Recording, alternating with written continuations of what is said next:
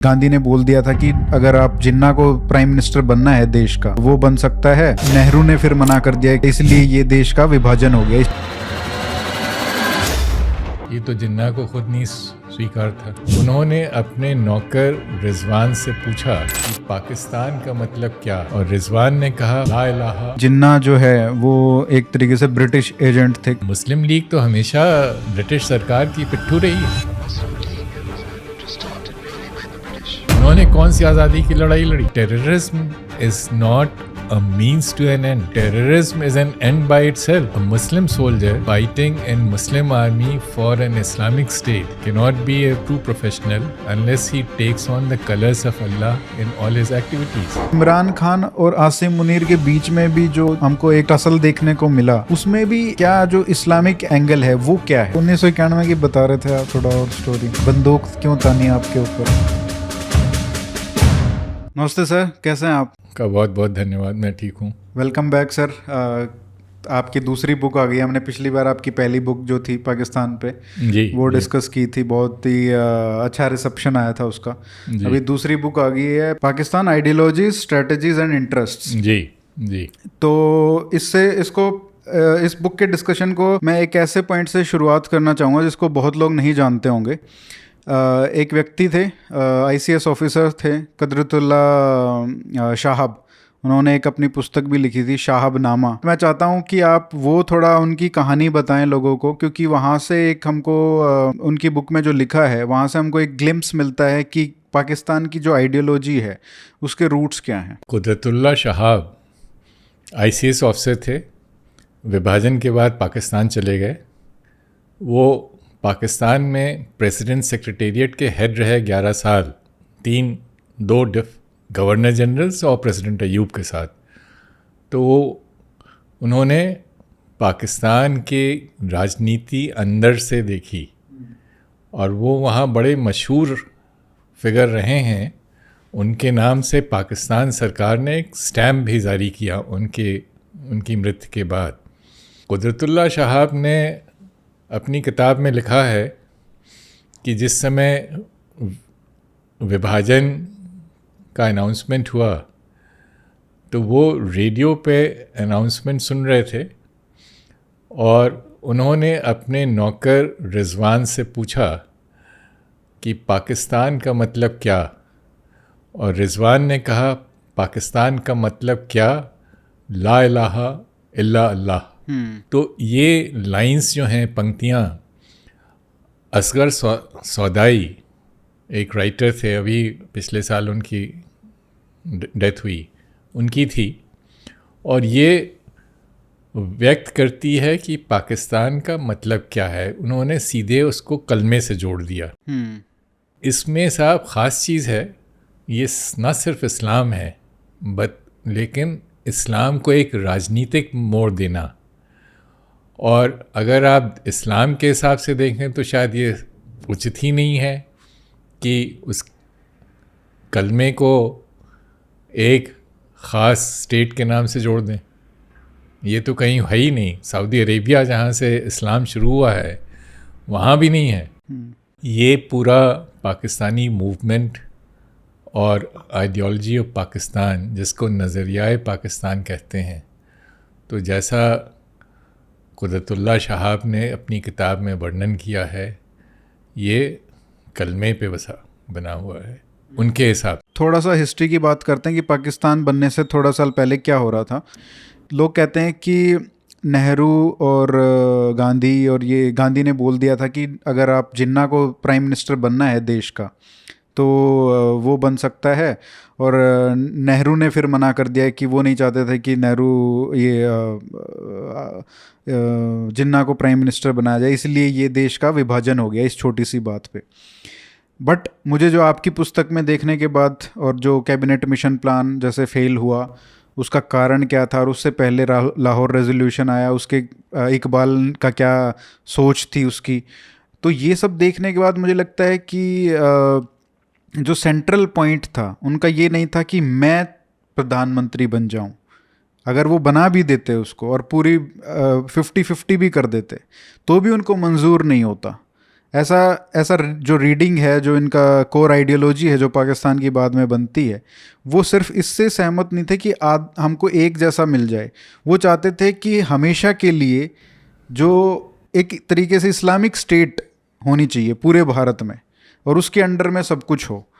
उनको ये नहीं था कि आधा आधा शेयर हो जाए या फिर मैं प्राइम मिनिस्टर बन जाऊं तो मैं संतुष्ट हो जाऊंगा। It was not a personal thing for them. तो ये आइडियोलॉजी जो है, और कैबिनेट मिशन क्यों फेल हुआ, लाहौर रेजोल्यूशन भी, वो सारा मैं चाहूँगा कि वो भी आप एक्सप्लेन करें कि सिर्फ जिन्ना को अगर प्राइम मिनिस्टर बना देते तो ये सारी चीज़ें सॉल्व नहीं हो जाती। जिन्ना को प्राइम मिनिस्टर बनाने की बात गांधी जी ने ज़रूर की थी, ये तो जिन्ना को खुद नहीं स्वीकार था। और उसकी वजह भी है, जैसा आपने कहा, कि उस समय तक तो उनकी जो भी एक आइडियोलॉजिकल थिंकिंग थी विभाजन की तरफ, टू नेशन थ्योरी, वो काफ़ी प्रोग्रेस कर गई थी। और वो फ्री एजेंट थे नहीं, वो तो अंग्रेज़ों के एजेंट थे। अंग्रेज़ उनको ऐसा कभी करने ही नहीं देते। मुस्लिम लीग तो हमेशा ब्रिटिश सरकार की पिट्ठू रही है। उन्होंने कौन सी आज़ादी की लड़ाई लड़ी? बिल्कुल। वो कौन से ऐसे पॉलिटिकल पार्टी होती है किसी भी कॉलोनियल स्ट्रगल में जिसके नेता कभी जेल ही नहीं गए। इनके तो लीग के लीडर्स तो हमेशा ब्रिटिश गवर्नर्स और वाइसरॉयज के साथ दावतें खाते थे और उनको दावतें खिलाते थे। मैं ये अंग्रेजों वाले पॉइंट पे आऊँगा सर, क्योंकि उसका लाहौर रेजोल्यूशन के साथ बहुत ही इंटीमेट कनेक्शन है। बट ये आइडियोलॉजिकल भी था। जैसे मैंने कहा कि उनका आइडिया ये नहीं था कि सिर्फ हम प्रधानमंत्री बन जाएं या एक मुस्लिम प्रधानमंत्री बन जाए। उनका आइडिया था कि इस मुस्लिम के इंटरेस्ट जो हैं यहाँ पे, उनके हिसाब से वो तभी प्रोटेक्ट होंगे जब वो पूरी की पूरी तरीके से जो सिस्टम है, वो स्टेट का जो सिस्टम है, वो अगर इस्लामिक हो तब ये पॉसिबल है। तब उनको वो गारंटी जो कह रहे थे मुस्लिम्स की प्रोटेक्शन की, तब वो उनको इंश्योर होती। सर, वो मुस्लिम प्रोटेक्शन, राइट्स के प्रोटेक्शन की बात तो जिन्ना ने छोड़ दी 1940 में लाहौर रेजोल्यूशन में। उन्होंने कहा Muslims are not a minorities, they are a nation. और ये डिमांड उनको तब तक 1940 तक जितना भी मुस्लिम लीग की गतिविधियां रही हैं, वो मुस्लिम्स की माइनॉरिटी राइट्स एक यूनाइटेड इंडिया में उसकी लिए होती थी। 1940 वो टर्निंग पॉइंट है जहां उन्होंने उस बात को पीछे छोड़ दिया। उन्होंने कहा हम अलग नेशन हैं, और इसका कहने का सिर्फ मतलब ये था कि हमें अलग स्टेट बनाई दी जाए। तो ये तो जब तक एक उस समय 1940 में ही ये बात काफ़ी सामने उभर के आ गई थी कि वो विभाजन चाहते थे। लेकिन एक दूसरी स्ट्रीम ऑफ आइडियोलॉग्स थे जो पाकिस्तान में भी गए, जैसे मौदूदी। उनका ये आइडिया था कि वो अपोज कर रहे थे कि पाकिस्तान ना बने, लेकिन उनका आइडिया ये नहीं था कि भारत से उनको कोई प्रेम था या मतलब कंपोजिट कल्चर को वो चाहते थे। उनका एक आइडिया दूसरा था कि पूरा भारत हमारे अंडर में होना चाहिए। ये मौदूदी और जो और आइडियोलॉग्स थे उनके सिमिलर लेवल के। तो वो भी मैं चाहूँगा कि वो भी आप थोड़ा हाईलाइट करें लोगों के लिए। साहब, यहाँ पे 3 विचारधाराएं थीं। एक तो मुस्लिम लीग की विचारधारा थी और उसके प्रतीक थे इकबाल। उनको बहुत बड़ा पोइट समझा जाता था, उनकी शायरी बड़ी खूबसूरत थी। हम सबको याद है सारे जहां से अच्छा हिंदुस्तान हमारा। लेकिन उनकी पॉलिटिकल फ़िलॉसफी बहुत ही डेंजरस थी, और ये इस्लामिक फंडामेंटलिज्म पे बेस थी। दूसरी धारा उस समय की थी मौलाना मदनी, जिनका मैंने अपनी किताब में जिक्र किया है। और उन्होंने एक किताब लिखी मुत्तहिदा कौमियत, जिसका सिर्फ उनका कहना था कि सब धर्म के लोग एक साथ एक ही कौम का हिस्सा हैं। और ये मुस्लिम लीग के गाल पे एक बड़ा स्लैप था। तो इससे तिलमिला के इकबाल साहब ने एक पर्शियन में पोएम लिखी, और उसमें उन्होंने कहा, इन पे बड़े व्यंग से मदनी के लिए कहा कि इनको तो मिल्लत क्या है उसकी समझ ही नहीं है, और वो उसके बाद उन्होंने उसके जो आखिरी लाइन है उसमें उनको गैर मुस्लिम करार कर दिया ना। मौजूद मदनी बात कर रहे थे कौम की, कौम के माने होता है नेशन, और यही इशू था। मिल्लत अलग कॉन्सेप्ट है, मिल्लत रिलीजियस कम्युनिटी को कहते हैं। तो इकबाल ने गोल पोस्ट मूव कर दी थी, बात पलट दी थी। इकबाल ना मौलाना मदनी ने कुरान की आयतों से ये दिखाया था कि प्रॉफिट मोहम्मद ने ख़ुद कहा है कि उन्होंने कौम शब्द का इस्तेमाल रिलीजियस न्यूट्रल सेंस में किया है। ये बहुत बड़ी बात थी जिससे वो तिलमिलाए थे। इकबाल साहब की 1938 में डेथ हो गई। उनके डिफेंस में मौलाना मौदूदी आए। मौलाना मौदूदी, जैसा आप बता रहे थे, वो विभाजन के ख़िलाफ़ थे कुछ और वजह से। उनका ये कहना था कि आप इस पूरे क्षेत्र में मुसलमानों की सत्ता होनी चाहिए, अगर पाकिस्तान बन जाएगा तो आप एक कोने में बैठ जाएंगे, हमारा मिशन तो पूरे हिंदुस्तान में गज़वाए हिंद मुसलमान बनाना है। तो वो इकबाल साहब की डिफेंस में आगे आए और उन्होंने भी मौलाना मदनी की बात का विरोध किया, और उन्होंने कहा कि साहब कुरान शरीफ में तो हिज़्ब या जमात की बात कही है। हिज़्ब के माने होते हैं पार्टी, जो एक पार्टिज़ान कॉन्सेप्ट है। तो मौदूदी साहब के पास भी मौलाना मदनी की बात का कोई जवाब नहीं था। मैं इंडियन डिप्लोमेट रहा हूँ और मैं मुसलमान नहीं हूँ, इसलिए मैं इस्लामिक थियोलॉजी में नहीं जाऊँगा, लेकिन मैंने यूनाइटेड नेशंस बड़े अरसे तक डील किया है विदेश मिनिस्ट्री ऑफ एक्सटर्नल अफेयर्स में, और अरबिक में यूनाइटेड नेशंस को अक़वाम मुत्तहिदा कहते हैं। अक़वाम कौम का प्लूरल है। यूनाइटेड नेशंस कोई रिलीजियस ऑर्गेनाइजेशन तो है ही नहीं, और अरबिक यूएन की जो 6 ऑफिशियल लैंग्वेजेस हैं उसमें से एक है। तो अरबिक में यूनाइटेड नेशंस का जो नाम चुना गया, उसके लिए तो सबसे बड़े अरबिक एक्सपर्ट्स यूएन ने कंसल्ट किए होंगे, और उनके उस लिहाज से उन्होंने अक़वाम यूनाइटेड नेशंस के टाइटल में रखा, जो कौम का प्लूरल है, जो रिलीजियस न्यूट्रल इंस्टीट्यूशन की बात है यहाँ पे। तो इससे ये एकदम जाहिर हो जाता है कि जो मौलाना मदनी कह रहे थे वो ठीक है, और ये जो विचारधाराएं थी, एक मुस्लिम लीग की और एक उनके थोड़ा सा हट के मौलाना मौदूदी की, ये दोनों एक गलत दृष्टिकोण थे। और ये बड़े इंटरेस्टिंग चीज़ है कि ये दोनों दृष्टिकोण जो जिनमें अंतर था, एक विभाजन मांग रहा था और एक कह रहा था कि नहीं हम यहीं रहेंगे। मौदूदी साहब विभाजन के बाद वहाँ चले गए और ये दोनों धाराएं मिल गई। तो अब आज का पाकिस्तान, उसमें जो आप देख रहे हैं उनकी फॉरेन पॉलिसी है और उनके जो इंटरनल प्रॉब्लम्स हैं, इसी कॉन्फ्लिक्ट को दर्शाते हैं। और ये एक चीज़ आपको और इस इंसिडेंट से पता चलता है कि इकबाल के पॉलिटिकल थॉट और मौदूदी साहब की सोच में बड़ी समानताएं थी, कन्वर्जेंस था। Iqbal was basically an Islamic fundamentalist। एक फैज़ल देव जी की किताब है, फैज़ल देव जी एक ऑक्सफोर्ड में प्रोफेसर हैं, उसमें जो इकबाल पे चैप्टर है उन्होंने उसका टाइटल दिया है फैनेटिक। और इकबाल इस हद तक गए कि उन्होंने जो अहमदियाज़ को नॉन मुस्लिम करार करने की बात पार्टीशन के बाद पाकिस्तान में आई, इसकी शुरुआत इकबाल ने की थी। वो रहे नहीं पाकिस्तान बनने को देखने को, मगर ये विचारधारा उन्हीं की थी, क्योंकि वो एकदम इस्लामिक रियासत में विश्वास करते थे। तो जो आदमी इस्लाम के फोल्ड में प्लूरैलिटी नहीं एक्सेप्ट कर सकता है, अनेकता नहीं एक्सेप्ट कर सकता है, वो और धर्मों के साथ अनेकता या प्लूरलिज्म कहाँ एक्सेप्ट करेगा।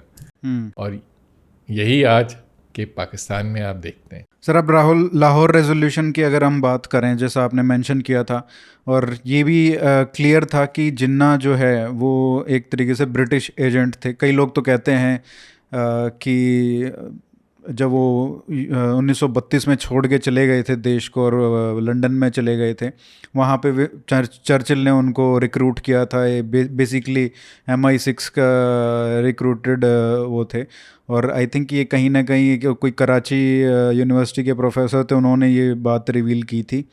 चर्चिल की जो सेक्रेटरी थी वो उनके हैंडलर थी। इस टाइप की भी बातें होती हैं, बट अब उसकी बात है कि उसका कॉन्सिक्वेंस क्या है। उसका कॉन्सिक्वेंस ये है कि जब हम लाहौर रेजोल्यूशन की बात करते हैं, और जो आपने अपनी पुस्तक में भी कहीं ना कहीं हिंट किया है कि लाहौर रेजोल्यूशन था, तो जिन्ना ने वो उसको सपोर्ट किया, मुस्लिम लीग ने उसको लेके आए, लेकिन वो कहीं drafted created by British people, British officials, और वो उनको एक तरीके से दे दिया गया कि ये आपको आगे फॉरवर्ड करना है। आपने एकदम सही बात कही, और ये बड़ी इंटरेस्टिंग चीज़ है।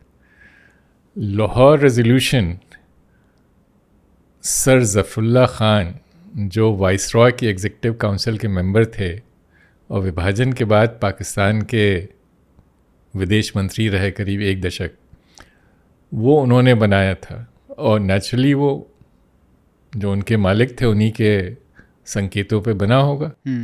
और ये रेजोल्यूशन, ड्राफ्ट रेजोल्यूशन उस समय का, ये वाइसरॉय को दिखाया गया, लेंथ को, और वाइसरॉय ने इसको अंग्रेज़ी सरकार को भेजा। और ये रेजोल्यूशन जो मुस्लिम लीग की सब्जेक्ट्स कमेटी थी उनको भी नहीं दिखाया गया। और उन बिना दिखाए, चूँकि जब उनके आका ने अप्रूव कर दिया था तो सब्जेक्ट्स कमेटी के अप्रूवल की कहाँ ज़रूरत थी। उनके बिना दिखाए ही ये रेजोल्यूशन लाहौर कॉन्फ्रेंस में इंट्रोड्यूस हुआ और पास हो गया। और इस रेजोल्यूशन में सबसे इंटरेस्टिंग चीज़ है, it demands sovereign independent states in north western and eastern zones of India. ये स्टेट्स की डिमांड करता, एक पाकिस्तान की बात नहीं थी। ये बहुत लोगों को नहीं पता है, ये प्लूरल में था। हाँ। उसका वजह थी कि मुस्लिम लीग का तो कहना था कि मुसलमान एक इकाई हैं, ऐसा तो कुछ था नहीं। जो नॉर्थ वेस्ट का मुसलमान था, पंजाब का मुसलमान था, बंगाल का मुसलमान था, यूपी के मुसलमान, कोई उसमें समानताएं नहीं थी। और यही डाइवर्जेंस और यही पॉलिटिकल एक अनईजी बैलेंस इस रेजोल्यूशन की फ्रेमिंग में था। तो जिन्ना साहब इसके एक्सप्लोजिव पोटेंशियल्स को समझते थे, मगर जिन्ना was a very weak man. He presided over a divided house. He was basically a spokesman to the British government. And in effect, he was British spokesman to the Muslims. Now, so Jinnah Sahab इस चीज़ को change नहीं कर पाए लाहौर में। उसके 6 साल बाद 1946 में मुस्लिम लीग के कन्वेंशन में उन्होंने स्टेट्स वर्ड को चेंज करके स्टेट कर दिया। इस पे बड़ा विरोध हुआ। विरोध ख़ास तौर से ईस्ट पाकिस्तान के जो मुस्लिम लीग मेंबर्स थे उन्होंने किया। और इस बात का ज़िक्र शेख मुजीबुर रहमान ने अपने अनफिनिश्ड मेमोइर्स, जो उनकी डेथ के असैसिनेशन के बाद उनकी लड़की शेख हसीना ने ही पुट टुगेदर द मेमोइर्स, उसमें उन्होंने जिक्र किया है कि जिन्ना ने ये हेर फेर करने की कोशिश की है। और इसका जिक्र और करते हैं खलीकुज़्ज़मा, जो बड़े नेता थे मुस्लिम लीग के। लाहौर रेजोल्यूशन को 2 लोगों ने मूव किया था, उनमें से एक खलीकुज़्ज़मा यूपी से थे। और खलीकुज़्ज़मा साहब ने अपने मेमोइर्स पाथवेज टू पाकिस्तान में लिखा है कि उसकी उन्होंने बाद में अपने और मुस्लिम लीग कलीग से चर्चा की। एक नवाब इस्माइल ख़ान थे, वो भी बड़े सीनियर लीडर थे, मेरठ के थे, और रह गए विभाजन के बाद यहीं। इससे तो बहुत तो नवाब इस्माइल ख़ान ने ख़त में लिखा, वो ख़त उन्होंने रिप्रोड्यूस किया है अपने मेमोइर्स में, कि हाँ ये सही है, सच बात है कि जिन्ना साहब ने स्टेट्स को स्टेट करने की कोशिश की, और ये बड़ी गलत चीज़ थी। जिन्ना का कहना था ये प्रिंटिंग मिस्टेक है। नवाब इस्माइल ने कहा ये प्रिंटिंग मिस्टेक कैसे हो सकती है। सन 40 के बाद सन 41 में लाहौर रेजोल्यूशन मुस्लिम लीग का ऑफिशियल क्रीड बन गया। तो जब वो उसके मुस्लिम लीग के कॉन्स्टिट्यूशन का हिस्सा बन गया तो आप उसको 6 साल बाद कैसे उसको चेंज कर सकते हैं। तो ये कोई प्रिंटिंग मिस्टेक नहीं थी। और ये जो कश्मकश दिखती है, you know, this ambivalence in the wordings of, not ambivalence, it's a contradiction, it's a very clear hint कि वहाँ कोई होमोजीनियस मुस्लिम एंटिटी नहीं थी। This is what led to separation of East Pakistan 2.5 decades later। और यही चीज़ आज आप देख रहे हैं जो बलूचिस्तान में संघर्ष जारी है, उनका मुस्लिम लीग से कुछ लेना देना नहीं था। जो आइडियोलॉजी ऑफ पाकिस्तान है वो इस नेशनल और लिंग्विस्टिक आइडेंटिटी, इसको ये जो एक इसको वो हमेशा डिनाई करते रहे और अभी भी कर रहे हैं। और इसी डिनाइल की वजह से पाकिस्तान में इतनी अशांति है। सर अब थोड़े बेसिक क्वेश्चंस पे आते हैं। पाकिस्तान बनने के बाद की जो हिस्ट्री है और वहाँ पे क्या क्या हुआ, उसकी जड़ क्या है। जड़ तो हमने थोड़ी डिस्कस कर ली कि आइडियोलॉजी ऑफ पाकिस्तान जो है, बट उसको हम थोड़ा डीप डाइव करेंगे। बट उससे पहले जो एक बेसिक क्वेश्चन आता है, और ये इन सब क्वेश्चंस में ही वो सारी जो आइडियोलॉजी है और वो सब कवर हो जाएगा। एक सवाल आता है कि भाई आर्मी जो है वो जो कू करती है वो इतने एक्सेप्टेबल कैसे हैं। और उससे थोड़ा सा रिलेटेड क्वेश्चन ये है कि जो डेमोक्रेसी है वो इतनी वीक क्यों है। पाकिस्तान और मुस्लिम लीग ने कभी भी डेमोक्रेसी का कॉन्सेप्ट एक्सेप्ट नहीं किया। स्वतंत्रता के पहले इकबाल और जिन्ना ने अपनी हर स्पीच में कहा, जहाँ कॉन्स्टिट्यूएंट असेंबली की बात होती थी, कि वहाँ पे जिन्ना ने कहा कि my brother Gandhi will have 3 votes and I will have 1 vote, कि Muslims are 25% and Hindus are 75%। तो वो डेमोक्रेसी में तो बहुमत का ही राज्य होता है ना। इसके ये मतलब नहीं कि अल्पसंख्यकों के कोई अधिकार ना हो, लेकिन सरकार तो बहुमत पे आधारित होती है। उन्होंने इस बहुमत को हमेशा नकार किया। विद इन मुस्लिम लीग जिन्ना साहब खुद गवर्नर जनरल बन गए, मुस्लिम लीग के प्रेसिडेंट भी बन गए और कॉन्स्टिट्यूएंट असेंबली के प्रेसिडेंट भी बन गए। हिंदुस्तान में तीनों चीज़ें अलग रहीं। नेहरू जी प्राइम मिनिस्टर थे, अंबेडकर कॉन्स्टिट्यूएंट असेंबली के प्रेसिडेंट थे और कांग्रेस प्रेसिडेंट अलग था। तो आज़ादी के बाद, एक विभाजन के बाद, एक बड़ा मेजर डेवलपमेंट पाकिस्तान में हुआ। 1949 में ये जिन्ना की डेथ के 6 महीने बाद लियाकत अली ख़ान ने ऑब्जेक्टिव्स रेजोल्यूशन इंट्रोड्यूस किया कॉन्स्टिट्यूएंट असेंबली में, जो पास हो गया। वो ऑब्जेक्टिव्स रेजोल्यूशन का जो प्रियम्बल है वो कहता है कि sovereignty of Allah is over entire universe and his authority is delegated to the state of Pakistan through its people to be exercised in trust according to his dictates। now इसमें साथ 3 बातें आती हैं। जब आप sovereignty of Allah over entire universe कहते हैं तो इसका मतलब है कि राज्य के ऊपर भी डिवाइन सॉवरेंटी है। तो ये जो डिवाइन सॉवरेंटी का कॉन्सेप्ट है, ये पार्लियामेंट्री सॉवरेंटी के कॉन्सेप्ट को अंडरमाइन करता है। डेमोक्रेसी में पार्लियामेंट इज सॉवरेन और पीपल आर सॉवरेन, और people delegate their authority to parliament. And here they are saying the objective resolution said that divine Allah almighty is sovereign over the entire universe. तो इसका पहला तो conclusion ये निकलता है, this undermine the idea of democracy. It also weaken the role of the parliament, because the resolution said that his authority, which is delegated, is to be exercised in accordance with limits set by him। तो फिर लोगों की तो कोई जरूरत ही नहीं है। फिर वो पार्लियामेंट क्या करेगा?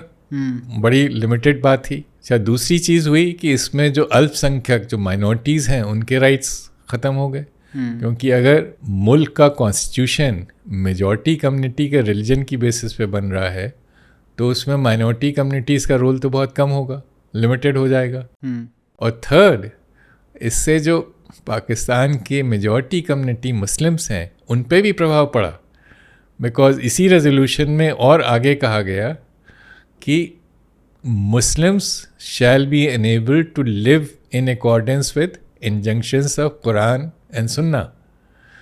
सो इसके मतलब है कि स्टेट ने अपना ऊपर ये रोल और अधिकार ले लिए कि वो जो इंडिविजुअल की लाइफ को भी ऑर्डर करे कि आप किस तरह के मुसलमान हैं और किन नियमों का आप पालन करेंगे, वो भी स्टेट, वो आपकी चॉइस नहीं है। बिल्कुल। और ये नहीं है कि वो मौलवी साहब बताएं, ये स्टेट बताएगी आपको। तो आज के पाकिस्तान में वो जो वहाँ के जो पढ़ा लिखा तबका है उनको बड़ी अनीस फील होती है, क्योंकि स्टेट ने ना माइनॉरिटीज़ तो उन्होंने ख़त्म कर दी। Way back in 51 minorities percentage came down from 26 at the time of partition to 3% by 1951. अब वो मेजॉरिटी कम्युनिटी पे उनको समस्या हो रही है। आपने जो एक्सप्लेन किया उससे ये तो पता चल गया कि भाई डेमोक्रेसी इज सबसर्विएंट तो है, तो वो तो समझ में आ गया। बट ये जो आर्मी है वो कैसे कस्टोडियन बन जाती है अल्लाह की जो सोवरेनिटी है? दुनिया भर में फ़ौज जो है देश की सरहदों की रक्षा के लिए तैनात होती है। पाकिस्तानी फ़ौज ने खुद ये रोल एज्यूम कर लिया है कि जो आइडियोलॉजिकल फ्रंटियर स्टेट के हैं उसके भी वो कस्टोडियन बन गए हैं। इसका कोई औचित्य नहीं है, ये कहीं कुरान शरीफ में नहीं लिखा है। तो ये तो इन्होंने अपने हित में, आर्मी के कॉरपोरेट इंटरेस्ट में ये किया। और चूंकि कभी वहाँ डेमोक्रेसी का ट्रेडिशन ही नहीं था, जो कू हुआ है 1958 में अयूब का, उसके पहले ही डेमोक्रेसी अंडरमाइन हो गई थी। और किया किसने था? सिविलियन एंड मिलिट्री ब्यूरोक्रेसी ने मिलके। तो मुस्लिम लीग ने कोई इलेक्शंस कराए ही नहीं, क्योंकि मुस्लिम लीग की लीडरशिप तो यूपी बिहार की थी, उनकी वहाँ पे कोई कॉन्स्टिट्यूंसी नहीं थी, तो वो जानते थे कि वो हारेंगे। तो नेशनल लेवल पे तो कोई इलेक्शन हुआ नहीं। पाकिस्तान में पहला नेशनल लेवल पे इलेक्शन यूनिवर्सल फ्रेंचाइज की बेसिस पे 1970 में हुआ है, जिसमें मुजीबुर रहमान जीते। मिलिट्री कू के पहले ही, चूंकि इन्होंने कभी ये जनता के पास गई ही नहीं। जो प्रोविंशियल इलेक्शंस हुए सिर्फ एक हुआ ईस्ट पाकिस्तान में, और ईस्ट पाकिस्तान का इलेक्शन जो 53 के एंड और 54 के शुरू में हुआ, उसमें मुस्लिम लीग ने भारी मात खाई। 300 में से उनको 9 सीट मिली थी। तो उसके बाद वो घबरा गए, तो उन्होंने आगे इलेक्शन किए ही नहीं। तो क्योंकि उनको तो अब जैसे मुहाजिर जो कहते हैं कि जो यूपी बिहार और इधर और जो जहाँ पे माइनॉरिटी थे मुस्लिम, और जिनका बहुत बड़ा रोल था पाकिस्तान को क्रिएट करने में, वो एक तरीके से मुस्लिम लीग की लीडरशिप में सबसे ऊपर पोजीशन पे थे।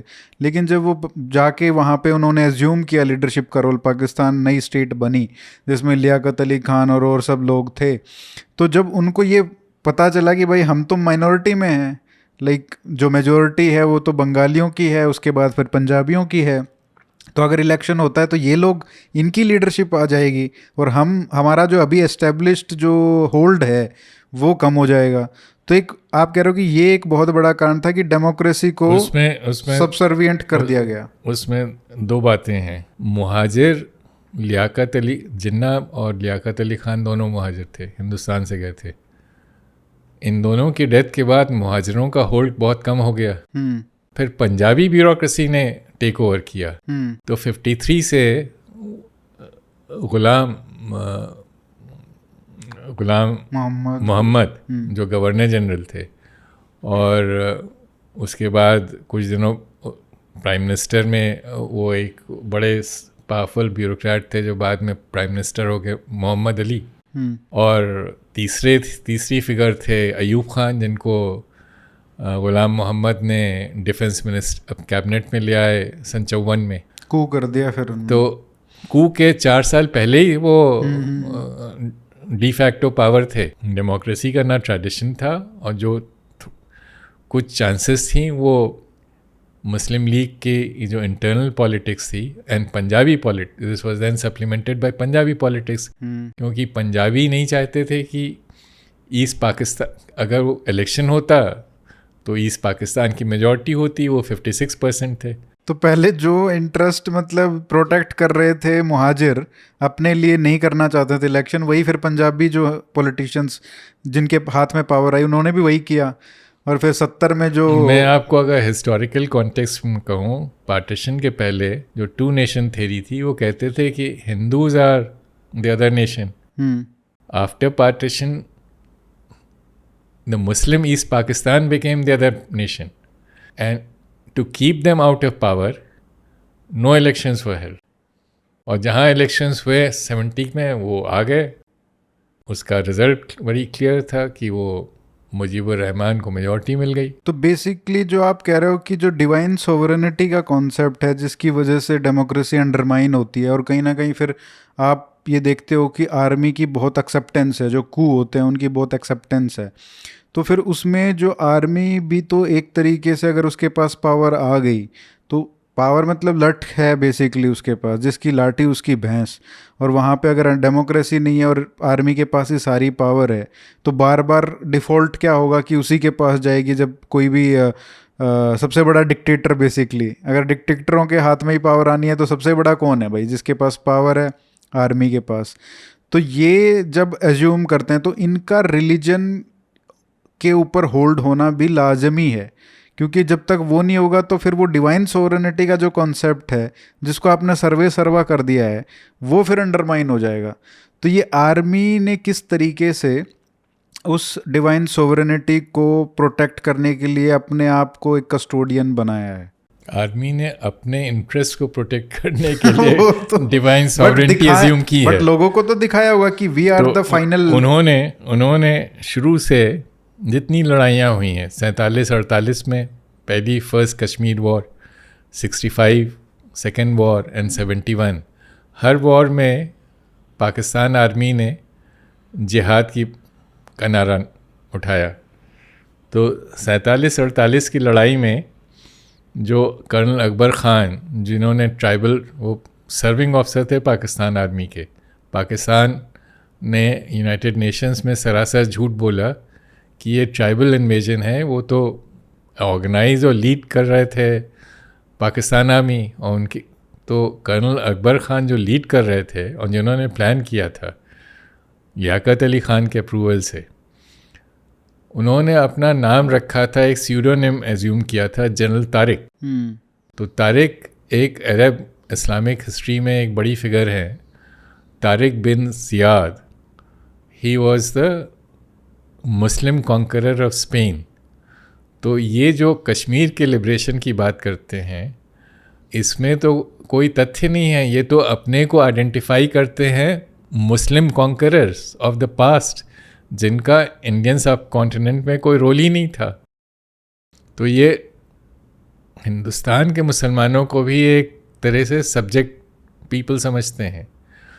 और 65 की वॉर में जो इन्होंने इन्फिल्ट्रेशन किया है, तो वो यूनिट्स, उनका नाम फिर वही अरब एंड मुस्लिम हीरोज़ पे था कि कासिम, खालिद, गजनवी एंड सलाहुद्दीन। तो इनका तो कोई इंडियन सब गजनवी के अलावा इंडियन सब कॉन्टिनेंट से कोई लेना देना नहीं था।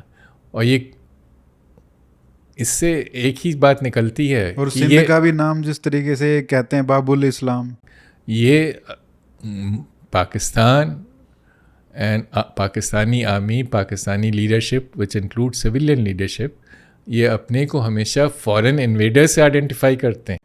मिसाइलों के नाम भी उसी पे। ये इन्होंने कभी अपने को हिंदुस्तान से नहीं आइडेंटिफाई किया है। और 71 वॉर में भी फिर उन्होंने जिहाद का ना, ये बड़े मज़े की चीज़ है, इन्होंने जितनी यूनिट्स थी अल बदर वगैरह, ये मिलिशियाज इन्होंने ऑर्गेनाइज़ की। ये जिहाद किसके ख़िलाफ़ हो रहा था? ये मुसलमानों के ख़िलाफ़ ये जिहाद कर रहे थे, ईस्ट पाकिस्तान के। तो ये तो उसमें तो रेशियल एलिमेंट भी था कि साहब वो अयूब खान ने लिखा कि वो छोटे हैं और काले हैं। एक बहुत इंटरेस्टिंग कोट है सर आपकी बुक में ज़ियाउल हक का। एक प्रोफेशनल सोल्जर एक मुस्लिम स्टेट में तब तक प्रोफेशनल नहीं कहा जा सकता जब तक वो बेसिकली सेड कि if he doesn't take the colour of Allah in all his aspects. ये कोटेशन ये उन्होंने एक इंट्रोडक्शन लिखा था एक किताब का। वो किताब लिखी थी ब्रिगेडियर एस.एम. मलिक ने, और ये किताब एक टेक्स्ट बुक है मिलिट्री स्टाफ कॉलेज क्वेटा में, जो उनका higher college of military training है। और उसमें ब्रिगेडियर मलिक ने कहा कि terrorism is not a means to an end, terrorism is an end by itself. और इस किताब को बड़ी शाबाशी दी जनरल ज़ियाउल हक ने, जिन्होंने इंट्रोडक्शन में लिखा कि a Muslim soldier fighting in Muslim army for an Islamic state cannot be a true professional unless he takes on the colors of Allah in all his activities. Now, mark his words. वो क्या कह रहे हैं? वो Pakistani soldier की बात नहीं कर रहे हैं, ना ही पाकिस्तानी स्टेट की। वो मुस्लिम सोल्जर जो मुस्लिम आर्मी में इस्लामिक स्टेट के लिए लड़ रहा है। तो ये तो साहब ये किसी जो मॉडर्न कॉन्सेप्ट है नेशन स्टेट, जिसमें फ़ौज अपनी सरहदों के लिए लड़ती हैं, उसकी बात नहीं कर रहे हैं। ये तो जज्बा जिहाद की बात है। आर्मी के रोल में साहब मैं एक दो बातें और कहना चाहूँगा। जो ब्रिटिश थिंकिंग थी वो थी कि पाकिस्तान एक फ्रेंडली स्टेट रहेगा उनका बनाया हुआ, जिसका वो यूज़ कर सकेंगे मिडल ईस्ट में। और विद इन पाकिस्तान उनका सोचना था कि पाकिस्तान आर्मी वेस्टर्नाइज है, ये जनरल साहब सब सैंडर्स ट्रेंड हैं और विस्की पीते हैं, तो प्रो वेस्ट रहेंगे और इस्लामिक फोर्सेस को कंट्रोल करेंगे। ये दोनों एजम्पशंस गलत निकले, और ये बात सामने आई 1991 में फर्स्ट गल्फ वॉर में, जब Pakistan army chief general Mirza Aslam Beg ने अपने पब्लिक स्टेटमेंट में कहा he called for strategic defence of the west. Pakistan के जो सर्वोच्च सेनापति थे उन्होंने कहा कि उन्होंने पश्चिम को चुनौती दी, जिस समय सद्दाम हुसैन ने कुवैत पे अटैक करके कब्ज़ा कर रखा था। तो ये तो जो ये एजम्पशन कि वो प्रो वेस्ट फोर्स है पाकिस्तान आर्मी, ये तो उसकी उल्टी बात थी। वो अमेरिकन इंटरेस्ट को अंडरमाइन कर रहे थे लड़ाई के बीच में, और ना सिर्फ अमेरिकन इंटरेस्ट को अंडरमाइन कर रहे थे बल्कि वो अरब इंटरेस्ट को भी अंडरमाइन कर रहे थे। और इंटरेस्टिंग चीज़ है कि पाकिस्तान के रिलेशंस हमेशा मिडल ईस्ट में कंजर्वेटिव मोनार्की से रहे हैं। उनको सद्दाम हुसैन या असद या नासिर, ये जो नेशनलिस्ट लीडर्स थे, इनसे उनको कोई रुचि नहीं थी। तो एकदम से उनकी, और ये जो गल्फ मोनार्कीज थी वो सब अमेरिकन मिलिट्री सपोर्ट पे डिपेंड कर रही थी अपने एग्जिस्टेंस के लिए सद्दाम हुसैन के हमले के बाद। तो इनका जो बयान आया वो अमेरिकन इंटरेस्ट के भी ख़िलाफ़ था और गल्फ मोनार्कीज़ के इंटरेस्ट के भी ख़िलाफ़ था, और इस वजह से वहाँ काफ़ी उसके बाद काफ़ी डिस्ट्रेस रहा। जो पाकिस्तान से कुछ ट्रूप्स इन्होंने भेजी भी, उनको कुवैत की जगह यमन बॉर्डर पे लगाया गया, क्योंकि कोई भरोसा नहीं था ये किस तरफ जाएंगे। और अगर आप उसी को लेके आगे चलें, अभी आपने देखा आसिम मुनीर साहब कि पहलगाम के एक हफ़्ता पहले 16 अप्रैल में को इन्होंने एक बयान दिया जिसमें इन्होंने आइडियोलॉजी ऑफ पाकिस्तान का जिक्र किया और two nation theory. Two nation theory तो एक छोटा सा हिस्सा है आइडियोलॉजी पाकिस्तान का। उसका परिणाम क्या हुआ? हफ्ते भर बाद ये टेरर अटैक हो गया। जो मैं बता रहा था पहले कि ये तो उनके इंडोक्ट्रिनेशन होता है मिलिट्री ऑफिसर्स का, कि साहब terrorism is not an means to an end, it is an end in itself. Imran Khan और आसिम मुनीर के बीच में भी जो हमको एक टसल देखने को मिला, उसमें भी क्या जो इस्लामिक एंगल है वो क्या है? ये ट्रायंगुलर टसल है, Imran Khan, TTP and Pakistan army. वो अगर रिलीजन ही पावर की बेसिस है तो जो भी रिलीजन को इंटरप्रेट कर सके उसके पास पावर रहेगी, और तीनों इंटरप्रेट कर रहे हैं। तो जनरल आसिम मुनीर, उन्होंने टीटीपी को खवाजीन कह दिया है। वो खवाजीन का मतलब है कि ये अरबिक वर्ड है, इसके मतलब जो बाहर हैं। कहाँ से बाहर हैं? जो इस्लामिक फोल्ड से बाहर हैं। मुनीर साहब जो हैं वो मौलाना भी हैं और जनरल भी हैं, और वो चूँकि टीटीपी उनके ख़िलाफ़ जा रही है इसलिए उन्होंने उनको खवाजीन बता दिया। टीटीपी का क्या कहना है?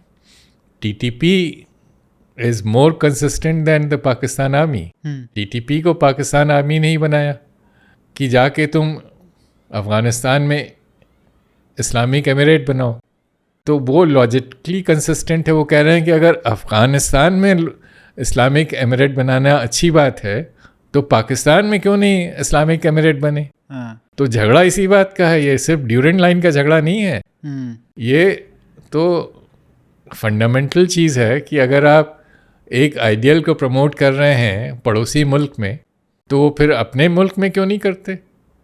और इसीलिए मैं कह रहा था, मैंने पहली बात कही थी कि टू नेशन थ्योरी तो एक बड़ा छोटा सा हिस्सा है आइडियोलॉजी ऑफ पाकिस्तान का। क्योंकि टू नेशन थ्योरी तो इसका तो संदर्भ कॉन्टेक्स्ट है इंडिया, हिंदू इंडिया जो कहते हैं, उससे राइवलरी।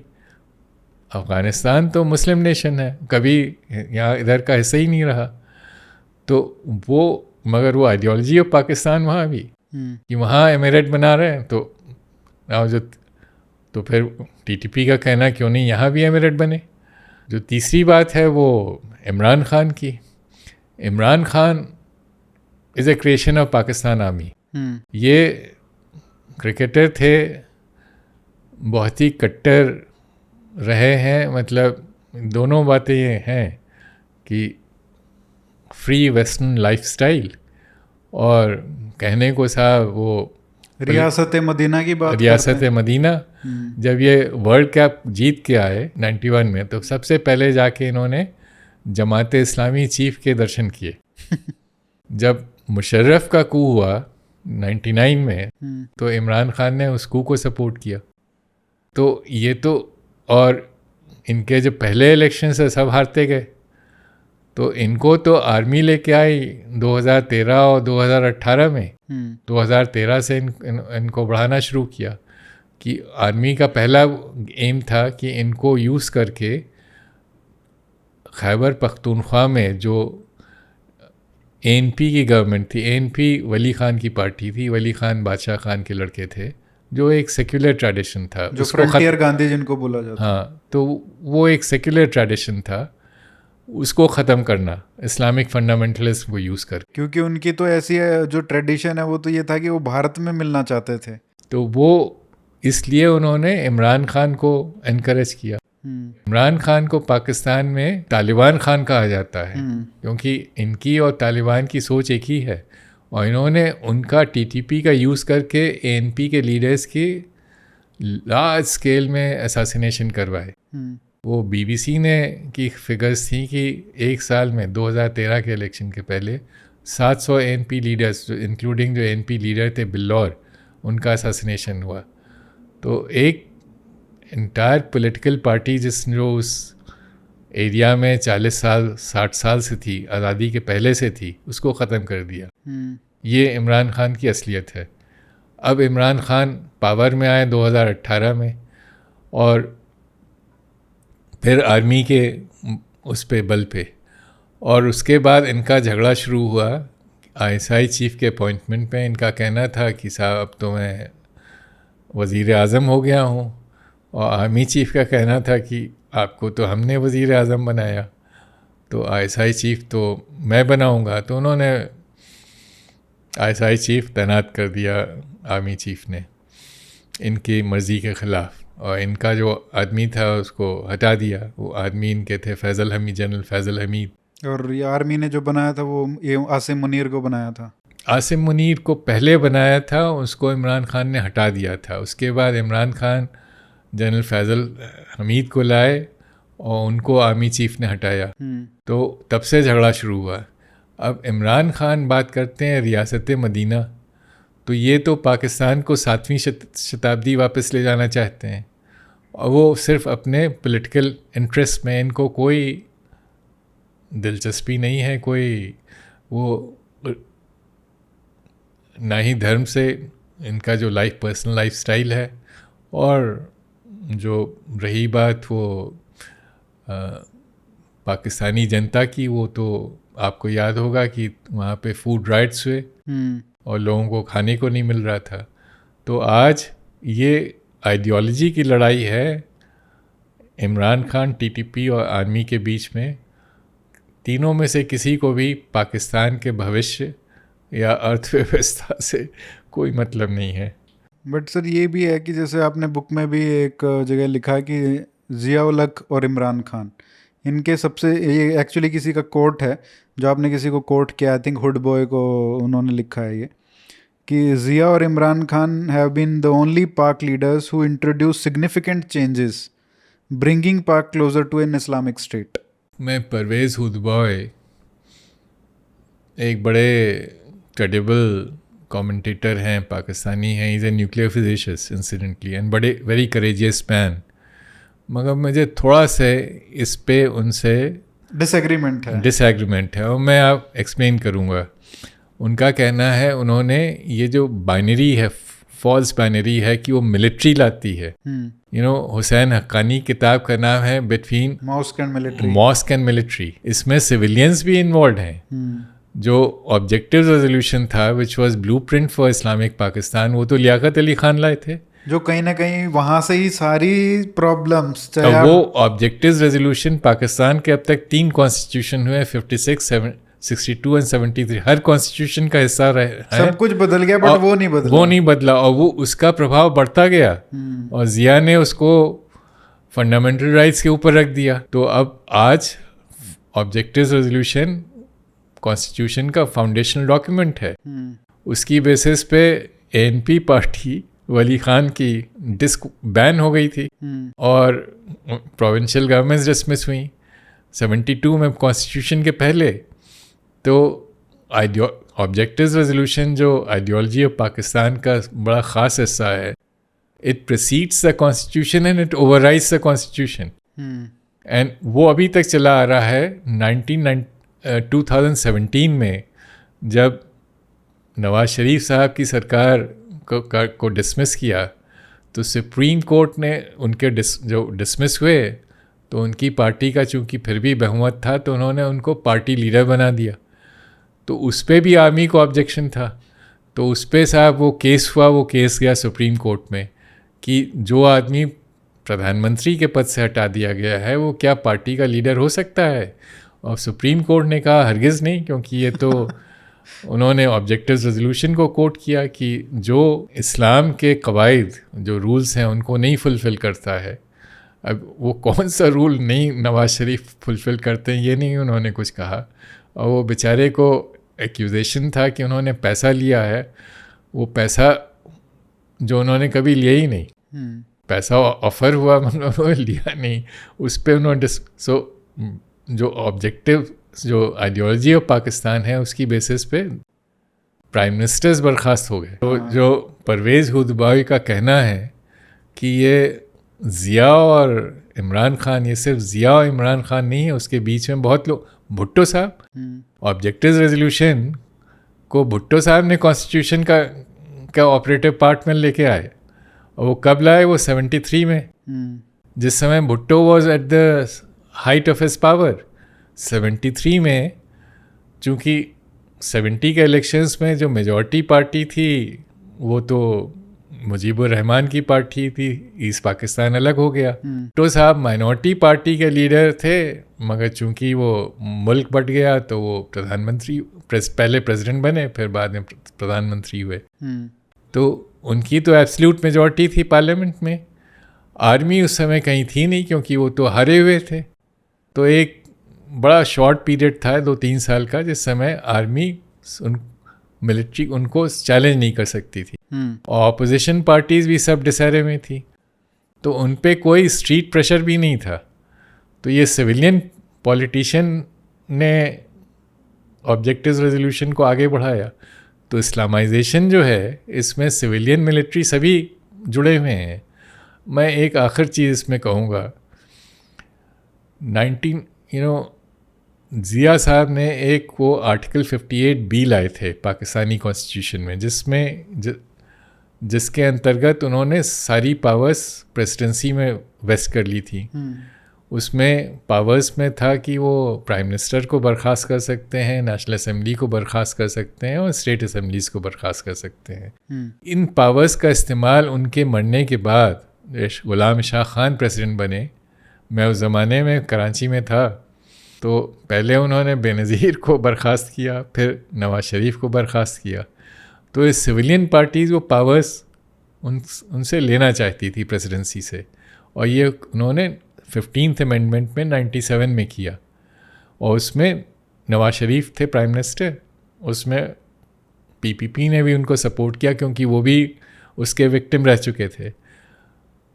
उन्होंने वो पॉलिटिकल पावर्स तो चेंज कर दी, मगर जो इस्लामिक चेंजेस किए थे, हुदूद ऑर्डिनेंस और जितने इस्लामिक इंजंक्शंस जो ज़िया साहब लाए थे और शरीयत बिल, उसको किसी ने नहीं टच किया। तो सारे सिविलियंस उसमें कॉम्प्लिसिट हैं इस्लामाइजेशन में, मिलिट्री के साथ साथ। बिल्कुल। तो बेसिकली आपने जो एक्सप्लेन किया वो ये तो है कि भाई जो इस सारे जो प्रॉब्लम्स हैं, चाहे पाकिस्तान में आज डेमोक्रेसी नहीं है, आर्मी का इतना ओवरसाइज रोल है, और ये जो डिवाइन सोवरेनिटी है, और ये जो किसी को भी कभी भी बर्खास्त कर देते हैं, जो अगेन इट कम्स फ्रॉम कि किसी को भी आप ये एलिगेशन लगा दो कि ये तो जो बेसिकली डिवाइन सोवरेनिटी है उसको अंडरमाइन कर रहा है। तो सारा जो प्रॉब्लम्स हैं कहीं ना कहीं वो आते हैं एक जगह पे मिलते हैं, वो है ऑब्जेक्टिव रेजोल्यूशन। वो पहला एक तरीके से ओरिजिनल सिन तो नहीं कह सकते, ओरिजिनल सिन तो कहेंगे कि जो टू नेशन थ्योरी है और जो पूरी हिस्ट्री है वहाँ से होता है, but after partition of Pakistan वो ऑब्जेक्टिव रेजोल्यूशन से ही सारी चीज़ें कहीं ना कहीं फ्लो करती हैं, जहाँ से जस्टिफिकेशन मिलता है ये सब काम करने का। बट एक आपने बहुत इंटरेस्टिंग बात की कि भाई ये किसी को भी डिसमिस कर देना, मतलब स्टेट का कोई पावर नहीं है, असेंबलीज़ का कोई पावर नहीं है, चीफ मिनिस्टर को भी कभी भी हटाया जा सकता है, और वो एक प्रेसिडेंट या जो नेशनल सरकार है वो कर सकती है, या बेसिकली आर्मी अगर पावर में तो वो कर सकती है। तो ये जो वीकनिंग ऑफ स्टेट्स या फेडरल स्ट्रक्चर और एक सेंटर के ऊपर जो पूरी पावर दे दी गई है, इसका भी एक बहुत इंटरेस्टिंग जो हिस्ट्री है वो ये है कि आपने जो लिखा है कि जो पाकिस्तान के जो फाउंडिंग फादर्स थे उन्होंने जो इंटरप्रिटेशन किया हिस्ट्री का, वो ये किया कि जो मुग़ल पावर है वो डिसइंटीग्रेट हुई, वो कमज़ोर हुई, क्योंकि जो सेंटर था, जो औरंगज़ेब के मरने के बाद जो पावर थी सेंटर में, वो डिसइंटीग्रेट, वो कमज़ोर हुई, और वहाँ से उन्होंने ये ये कहीं ना कहीं लेसन लिया कि हमको सेंटर को स्ट्रॉन्ग रखना है और बाकी सबको दबा के रखना है। एकदम ठीक कहा आपने। उनका जो मुस्लिम लीग लीडरशिप थी और पाकिस्तान आर्मी, और इसमें सब एक ही मत है कि स्ट्रॉन्ग सेंटर। तो इसकी वजह से उन्होंने जो मेजॉरिटी ईस्ट पाकिस्तान था उनकी डिमांड को डिनाई किया, और इसी की वजह से उन्होंने बलोच और उसके पहले पश्तून, उसको उनकी जो डिमांड्स थी उनको डिनाई किया। और उसका नतीजा है कि वहाँ पे हर समय एक स्ट्रगल चलता रहता है। उसमें एक चेंज आया है 2010 में जरदारी साहब लाए। उन्होंने 18th अमेंडमेंट पाकिस्तानी कॉन्स्टिट्यूशन में कुछ डिवोल्यूशन ऑफ पावर्स की ना। इसकी बड़े मज़े की चीज़ है। वो क्यों की? जरदारी साहब पीपीपी लीडर हैं। सिंधियों को ये समझ में आ गया कि हमें पाकिस्तान से निजात नहीं मिलेगी, मगर अगर निजात नहीं मिलेगी तो कम से कम थोड़ा सा गले का फंदा थोड़ा सा अगर लूज़ हो जाए तो सांस ले सकें। तो जहाँ पीपीपी सरकार जरदारी की आई, उसने एक बहुत बड़ा ये काम किया और ये उसने सैक्रिफाइस किया अपनी पॉलिटिकल पावर कि उन्होंने अंडर 18th अमेंडमेंट वो खुद प्रेसिडेंट हो गए थे। वो चाहते अगर उनकी जगह बेनज़ीर होती तो मुझे पूरा विश्वास है Benazir was very power hungry megalomania. Zardari बदनाम है but he is more mature. तो उन्होंने सिंध का हित देखा, तो उन्होंने ये 18th अमेंडमेंट लाए जिसमें स्टेट्स को पावर डिवॉल्व कर दी गई हैं। और उससे आर्मी बड़ी नाराज़ है क्योंकि स्टेट्स को पावर डिवॉल्व करने के मतलब हैं कि जो टोटल फंड्स हैं रेवेन्यूज़ उसका भी डिवीज़न हो गया, तो उसमें स्टेट्स को थोड़ा मिल गया है थोड़ा सा ज़्यादा हिस्सा। तो इससे जो फेडरल गवर्नमेंट जिससे डिफेंस बजट आता है वो कम हो गया है। तो वो हमेशा आर्मी की कोशिश है कि उसको रिपील किया जाए और फिर से हम पुराने ढर्रे पे आए। सर एक बात और बोली जाती है और आपने अपनी पुस्तक में भी कहा है कि 1971 में जब बांग्लादेश बन गया, एक अलग देश हो गया, तो उसने जो टू नेशन थ्योरी है उसको एक्सपोज कर दिया। बट टू नेशन थ्योरी कहती है कि हिंदू और मुस्लिम एक साथ नहीं रह सकते, राइट? तो ये पाकिस्तान का विभाजन होना ये तो नहीं दर्शाता कि टू नेशन थ्योरी फेल हो गई। अगर बांग्लादेश में ये स्प्लिट होने के बाद वहाँ पे हिंदू और मुसलमान अच्छे से रह पाते तो हम कह सकते थे कि भाई टू नेशन थ्योरी फेल हो गई, क्योंकि वहाँ पे भी हम देखते हैं कि वहाँ पे भी कोई हिंदुओं का 1971 के बाद जो हाल है आज भी वो तो हम देख ही रहे हैं। तो ये तो टू नेशन थ्योरी का फेलियर नहीं कहा जा सकता। और टू नेशन थ्योरी का अगर फेलियर ये कहा जाए कि दो अलग कंट्री हो गए मुस्लिम कंट्री, तो ऐसे तो बहुत सारी मुस्लिम कंट्रियां जो अलग अलग हैं। तो सिर्फ एक ये स्प्लिट होना, इसको हम कैसे कह सकते हैं कि टू नेशन थ्योरी का ये फेलियर है? सर ये टू नेशन थ्योरी का फेलियर ज़रूर है, क्योंकि टू नेशन थ्योरी का फंडामेंटल प्रिंसिपल था कि मुस्लिम्स एक इकाई हैं। वो तो रहा नहीं। पहले एक पाकिस्तान था, फिर दो पाकिस्तान हो गए, अब नाम उसका बदल गया बांग्लादेश, मगर है तो पाकिस्तानी, वो अलग हो गया। और पाकिस्तान के अंदर वो अलग अलग इकाइयाँ, वो स्ट्रगल तो जारी है। तो टू नेशन थ्योरी तो साहब ख़त्म हो गई। और इसका सबसे बड़ा उदाहरण, और मैं अपने एक्सपीरियंस से कह सकता हूँ, मैं कराची में था 91-92, बड़ी अनयूजुअल पोस्टिंग, 1.5 साल रहे। अनयूजुअल क्यों? I am the only Indian diplomat either from foreign service or RAW. I'm from foreign service, on which ISI took out guns. It happened twice, on 9th June 92 and 16th June 92. But क्यों? Now the background was, अब क्यों किया मैं तो नहीं कह सकता, वो सब तो शायद मेरे मरने के बाद वो रिपोर्ट्स मेरी आएंगी सामने। लेकिन उसका आपको तो पता ही होगा, बट आप रिवील नहीं कर सकते, मैं नहीं कहना चाहूँगा, मगर मैं आपको एक कॉन्टेक्स्ट दे दूँ जो पब्लिक में अवेलेबल है, और यहाँ वही रेलेवेंट है कि उस समय ऑपरेशन क्लीन अप लॉन्च हुआ मुहाजिरों के ख़िलाफ़। ये पहला मिलिट्री ऑपरेशन था मुहाजिरों के ख़िलाफ़, उसके बाद हो चुके हैं फिर से। और ये बड़ा विडंबना है, भाग्य की विडंबना कहिए, कि मुहाजिर जिन्होंने पाकिस्तान क्रिएट किया 40 साल बाद वो पाकिस्तान मिलिट्री के शिकार हो गए। और अगर आप देखें जो मुहाजिरों की पार्टी है, मुहाजिर कौमी मूवमेंट, उसका टाइटल देखिए, कौम। तो मुहाजिरों ने खुद, जिन्होंने टू नेशन थ्योरी बनाई, उन्होंने अपने को अलग कौम डिक्लेयर कर दिया। और ये हुआ है ज़िया सरकार के अंतिम चरणों में। और उसके बाद से MQM का उन्होंने थोड़ा सा नाम में तब्दीली आई है, और वो अपने को मुत्तहिदा कौमी मूवमेंट कहते हैं, मगर कौम फिर भी रहा।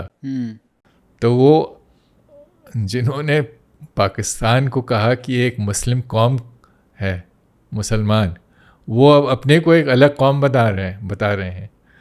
और हमारे ये जो मैंने आपको लाहौर रेजोल्यूशन की बात की थी, वो मेरे मुहाजिर दोस्तों ने ही मुझे बताया था कि साहब लाहौर रेजोल्यूशन में तो कौमें कहीं थी, कौम तो था ही नहीं।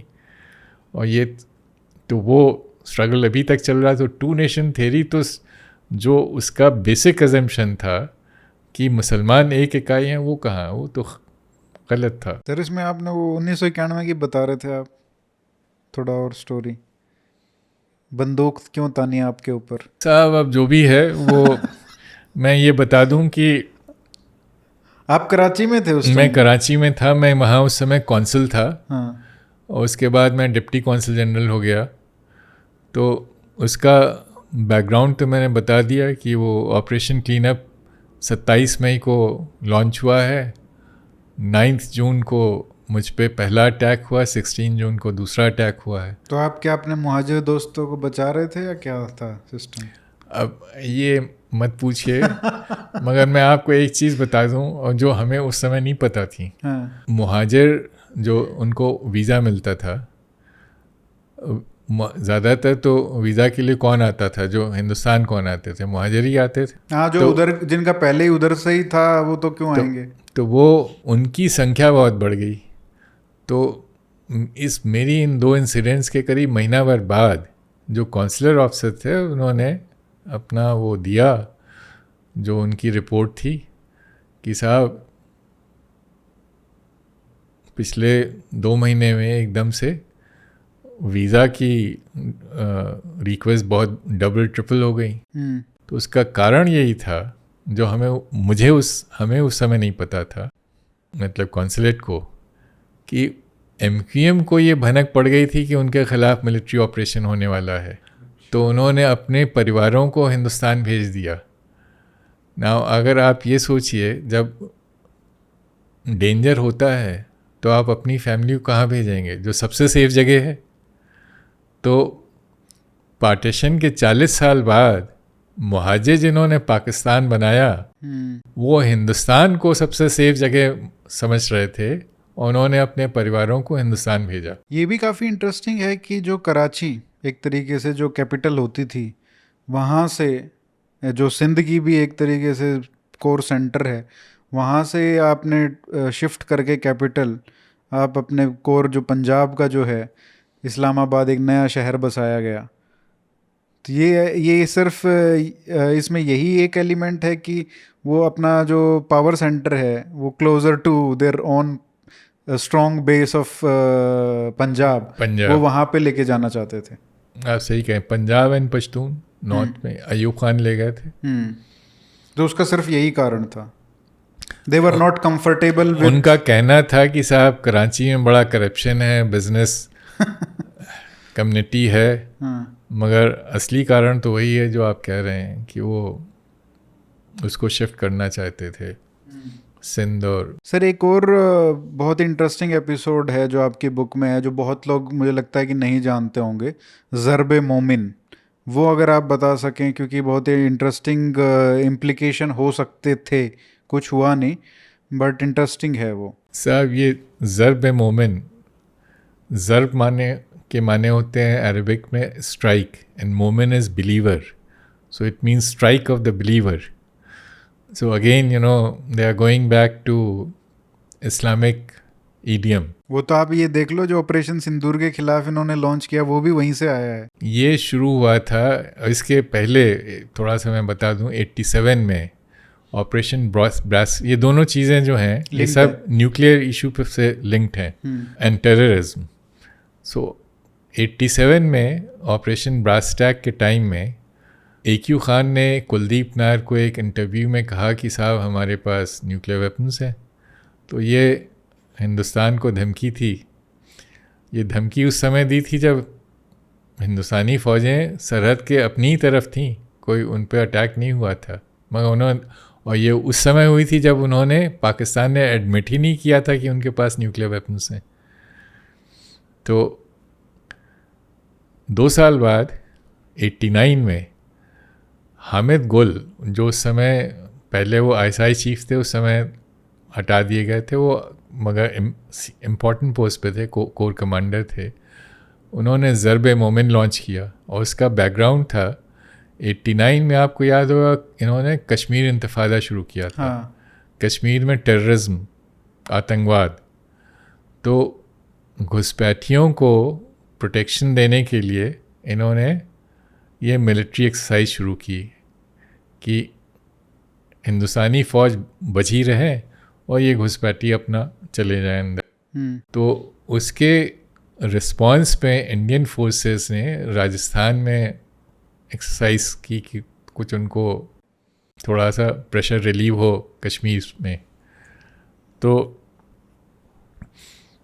पाकिस्तान ने कहना शुरू किया कि साहब अब तो न्यूक्लियर वॉर होगी, और उन्होंने ये सब अपने कुछ वो मूवमेंट्स वगैरह किए जो अमेरिकन सैटेलाइट्स ने वो पिकअप किए कि जिससे लगे कि ये अपने न्यूक्लियर एसेट्स को मूव कर रहे हैं।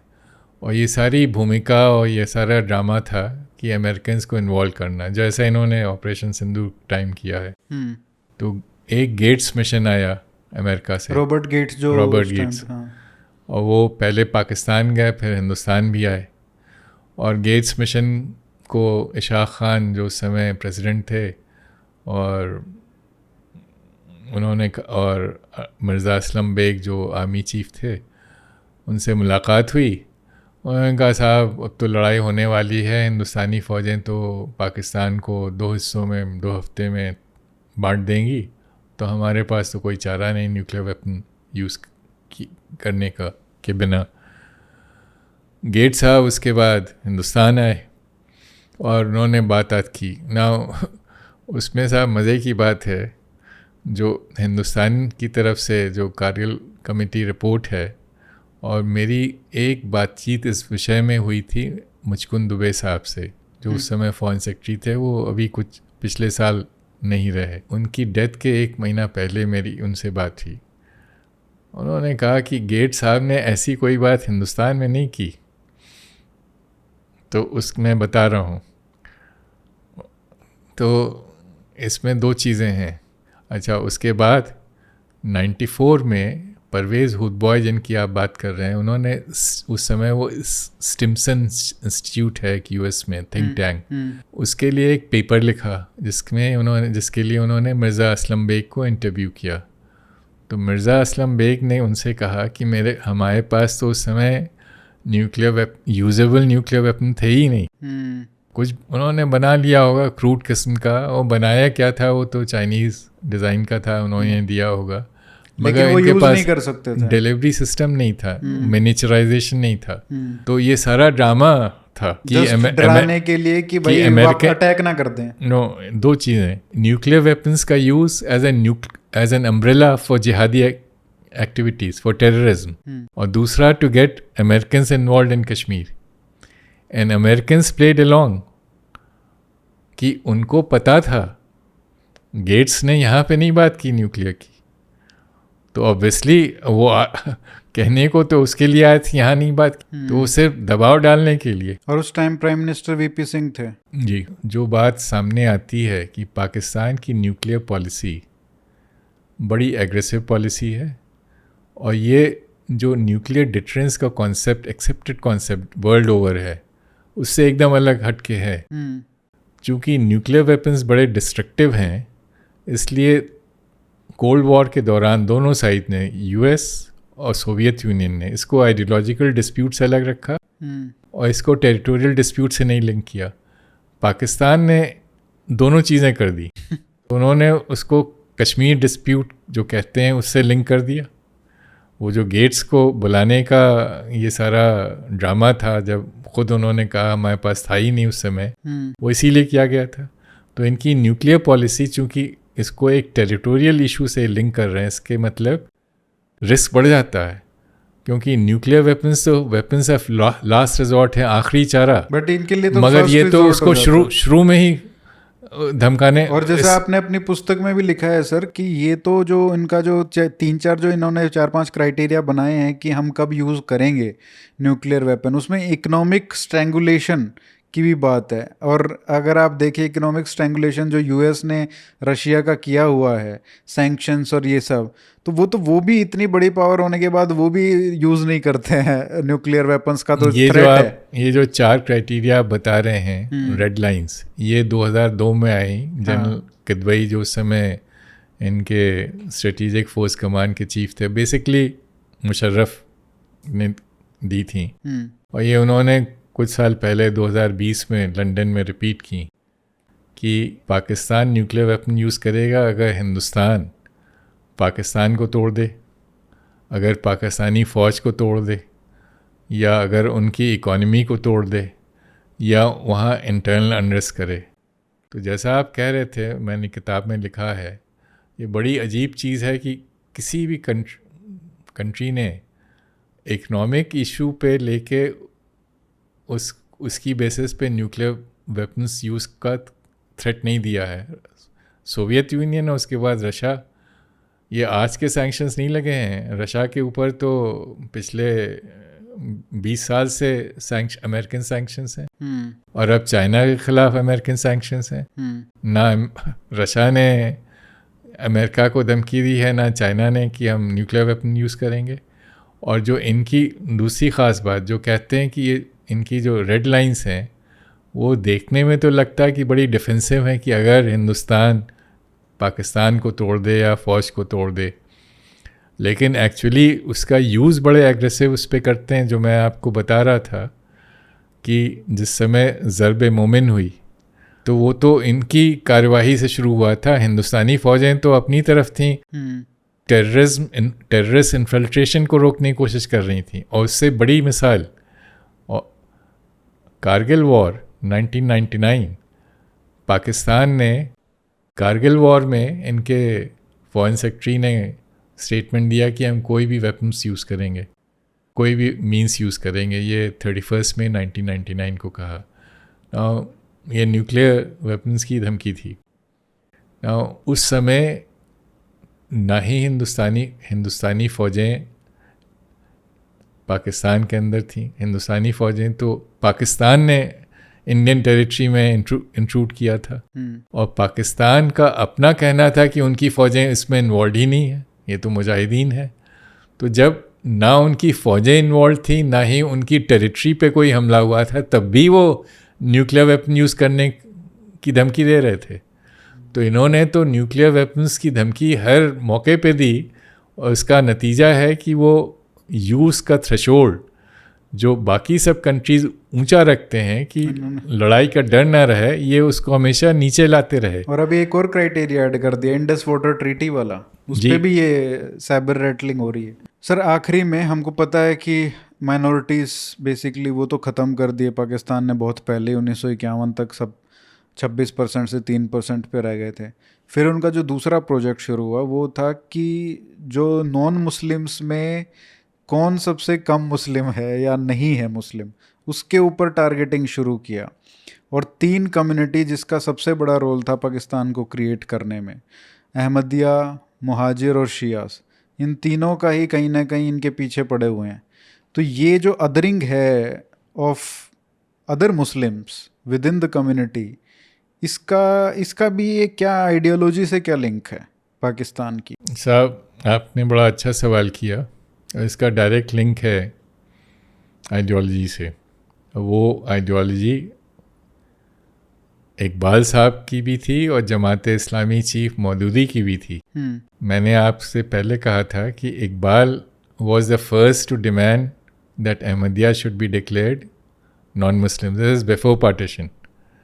और after partition, Maududi and Jamaat-e-Islami raised this demand in early 50s.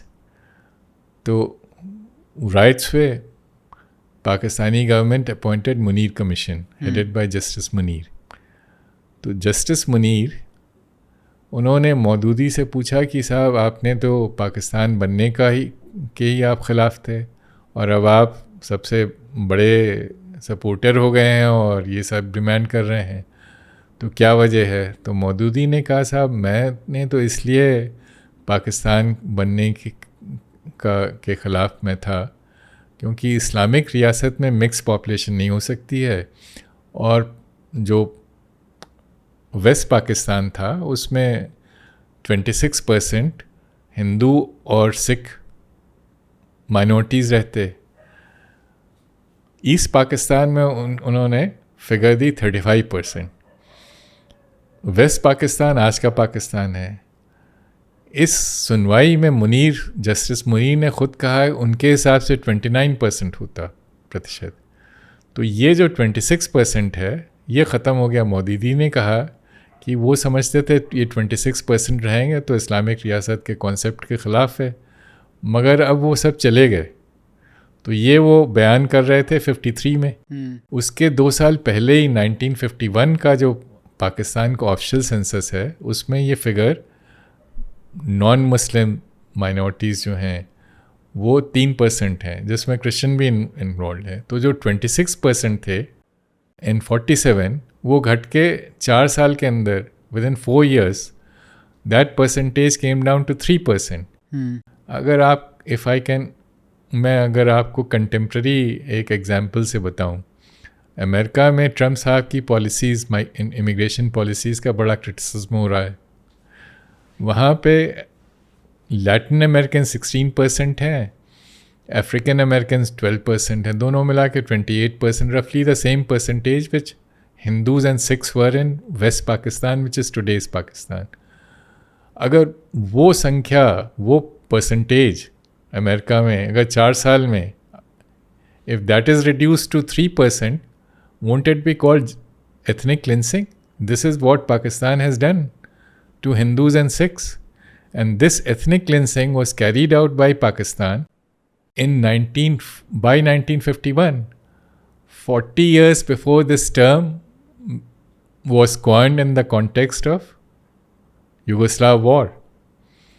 And this is directly linked to ideology of Pakistan, a pure Islamic state, which is what Maududi called for and which is what Iqbal wanted. But ये तो चलो दूसरे हो गए, मतलब non Muslims हो गए, इनका तो जस्टिफाई कर सकते हैं ये लोग। लेकिन जो मुस्लिम हैं, जो खुद को मुस्लिम मानते हैं, अहमदिया हो गए, मुहाजिर हो गए, चाहे शियाज हैं, इनके खिलाफ क्यों? तो वही अहमदिया को नहीं मानते हैं। So if they are so intolerant not to accept plurality within the fold of Islam, how will they accept plurality outside Islam? और सर ज़फ़रुल्लाह ख़ान जिन्होंने पाकिस्तान रेजोल्यूशन जिन्होंने बनाया और जिन्होंने पाकिस्तान का केस डिस्कस किया, कश्मीर केस सिक्योरिटी काउंसिल में 10 साल, अगर वो आज ज़िंदा होते तो वो नॉन मुस्लिम कहलाते। और शिया, जिन्ना साहब शिया थे, हालांकि कभी वो एक्नॉलेज नहीं करते थे। 80s में जनरल ज़िया ने जब शरीयत लागू की तो सवाल हुआ कि हुज़ वर्जन ऑफ शरीयत, सुन्नी वर्जन ऑफ शरीयत और Shia version. So he implemented the Sunni version. So उस पर शियास प्रोटेस्टेड कि हम साहब वो उसमें जो भी टैक्स होता है वो नहीं देंगे because it's against the Shia version. So उस प्रोटेस्ट की वजह से उन्होंने, वो शुरुआत हुई है एक शिया ऑर्गेनाइजेशन तहरीक नफास फ़िक़्ह ज़फ़रिया TNFJ, वो बना। और उस तभी से शिया परसिक्यूशन शुरू हुआ। और सबसे ज़्यादा शिया परसिक्यूशन हुआ है गिलगित बल्तिस्तान, जो नॉर्दर्न एरिया, जो POK का हिस्सा है, जिसको उन्होंने अलग करके बचा लिया है 85% एरिया। वो that's the only Shia majority region in Pakistan. और वहाँ पे ज़िया के ज़माने से ही वो शियास का मैसेकर शुरू हो गया था। और किसने किया था? ब्रिगेडियर मुशर्रफ। उस समय वो स्पेशल सर्विसेज ग्रुप को हेड कर रहे थे। और बाद में जब वो 99 में जब उन्होंने सत्ता हथिया ली तो ये बड़ा अजीब कोइंसिडेंस था। जैसे ही वो बने मिलिट्री लीडर, डिक्टेटर, वहाँ दोबारा शिया मैसेकर शुरू हो गया। तो और जो तीसरा मैं आपको बता रहा हूँ मुहाजिर, मैंने आपको बैकग्राउंड बताया था कि मेरे वक्त में उनके ख़िलाफ़ मिलिट्री ऑपरेशन शुरू हुआ। और उन्होंने अपने आप को एक कौम, अलग कौम तरीके से एक पार्टी भी बना ली। साहब उनका बड़ा मैं Muhajirs lost political power with the passing away of Liaquat Ali Khan in 50s, but they remained dominant in bureaucracy. उनका मिलिट्री में कोई ज़्यादा रोल नहीं था। भुट्टो साहब ने 72 में, अच्छा उसके पहले 64 में एक वहाँ पे शैम इलेक्शन अयूब खान ने किए, basically to legitimise his military rule. It was a limited franchise, basic democrats, सिर्फ 80,000 मतदाता थे। उनके खिलाफ फातिमा जिन्ना लड़ी, उनको मुहाजिरों ने बैक किया। फातिमा जिन्ना हारी, नेचुरली वो तो रिग्ड इलेक्शन था, हालांकि कराची में वो जीती और ईस्ट पाकिस्तान में वो जीती। तो उसका गुस्सा अयूब खान ने निकाला, उन्होंने एक बयान दिया, आगे समंदर है, कि इसके मतलब अब आप आगे कहाँ जाएंगे, जो आप हिंदुस्तान से भाग के आए हैं, आगे समंदर है।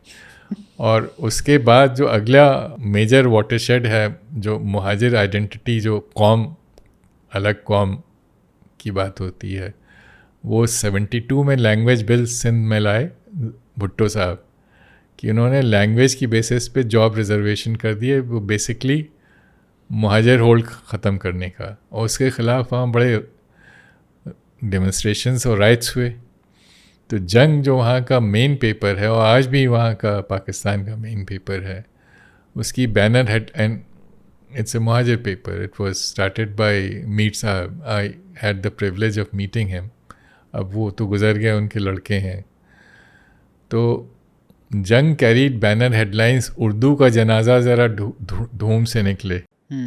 तो Urdu was part of ideology of Pakistan, and Urdu और Muhajirs became the victims। और उसके बाद साहब ये 91 का मैं बता चुका हूँ, 2016 में अल्ताफ़ हुसैन जो MQM लीडर हैं, एग्ज़ाइल में हैं 20 साल से, उन्होंने बयान दिया कि Pakistan is a cancer on the world. And incidentally Altaf Khan had issued an appeal, he wanted to come to India, कि जहाँ हमारे बाप दादों की कब्र हैं, मैं वहाँ मरना चाहूँगा। तो जो आपने कहा, ये बड़ा इम्पोर्टेंट पॉइंट है कि वहाँ पे जो अहमदिया, शिया और मुहाजिर, जिनका पाकिस्तान बनाने में बड़ा रोल रहा है, वो अब अदर हो गए हैं। मतलब मोस्ट सिग्निफिकेंट अगर आप देखो, जो पंजाब के मुसलमान हैं, वो तो एक्चुअली में यूनियनिस्ट गवर्नमेंट के अंदर में थे, उनका तो कोई रोल ही नहीं था पाकिस्तान को बनाने में। लेकिन अब वही सब सर्वे सर्वा हो गए हैं। और एक तरफ जहाँ पे मुहाजिर हैं, जो लियाकत अली खान जो पहले प्राइम मिनिस्टर जो हरियाणा से गए, उनके तो उन्होंने ऑब्जेक्टिव रेजोल्यूशन पास किया, जहाँ से सारी जो पाकिस्तान की प्रॉब्लम है वो फ्लो करती हैं। आज उनकी कम्युनिटी का हाल देख लो। शिया जो खुद जिन्ना, जो इनके फाउंडिंग फादर कायदे आज़म, उनकी कम्युनिटी का हाल देख लो, जो आपने बताया कि पूरी हिस्ट्री किस तरीके से उनका प्रोसिक्यूशन हो रहा है। और आप एक तरीके से अहमदिया, जिसने लाहौर रेजोल्यूशन बनाया, उनकी कम्युनिटी का हाल देख लो। तो अब इसको क्या कह सकते हैं, पोएटिक जस्टिस शायद कहा जाएगा। तो ये एक तरीके से सार भी है। और आप यही एक तरीके से आप शुरुआत से देखें कि पहले बंगाली मुसलमान जो हैं, उनके साथ प्रॉब्लम, उसके बाद फिर अहमदी, शियास और आपके मुहाजिर, उसके बाद फिर वही हम देखते हैं कि जो पश्तूनों के ख़िलाफ़ हो रहा है, जो बलूचिस के साथ हो रहा है, वो भी एक एक्सटेंशन है। तो अगर सबके साथ ही किसी को एक को प्रॉब्लम है, तो then the problem may be that person ना, कि अगर पंजाबी जो मुसलमान हैं, जो ISI, जो आर्मी, जो पॉलिटिक्स में जिनका सब कुछ वहाँ पे चलता है सिक्का, अगर उनको सबके साथ प्रॉब्लम है, तो may be the problem is with them.